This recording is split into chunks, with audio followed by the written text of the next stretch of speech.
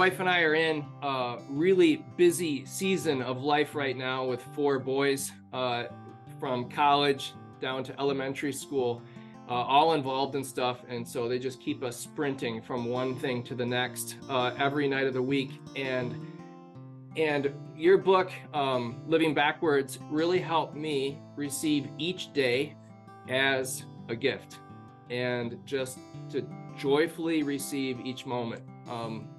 Would you talk about the title of your book, David? And because I think, as I understand it, I think the title helps explain why that's true. Yeah, I mean, listen, my wife and I are in exactly, maybe we were separated at birth, Nathan. My wife and I are in exactly the same position. If you've got 4 kids, and when this Zoom call is over, your day's just beginning, ours is coming into evening. When this is over, I go to take one to football, one to soccer, one to swimming, one to field hockey. So I empathize with your pain. I'm not dad, I'm taxi, and I'm free.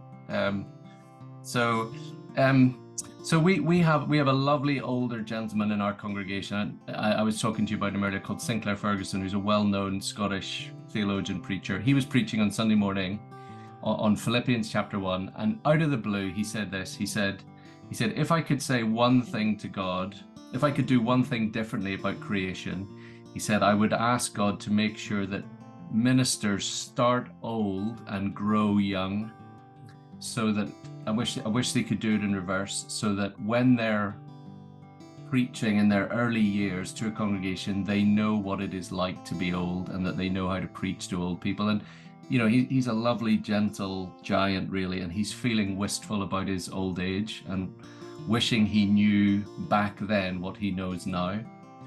And I thought that's living life backward. That's the title of my book on Ecclesiastes, because I think Ecclesiastes is a book from an older, wiser preacher written to young people, isn't it? It's remember your creator in the days of your youth. And it's the kind of book that says, and we all know what this is like, don't we? If we knew back then what we know now, we would do things differently. And Ecclesiastes says it is actually possible to do that. You don't have to just get old and then wish, I wish I'd known that then and I would have lived differently. The book of Ecclesiastes is if you reflect now on your death, on the fact that one day you will be old, you can do all that living now in advance of that moment that one day you will get to, and wish you could go back to this moment, if that makes sense. It's an opportunity to take the one thing that is coming to us that is certain, which is death, and to let it filter all the way down into the present. And I think it's a book written by an older person for younger people. It still has benefit to all of us, whatever age and stage we're at, but it's trying to grab the young person by the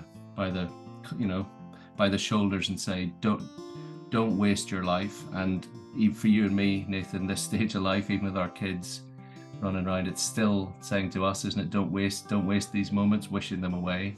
Amen. Hey, thank you very much.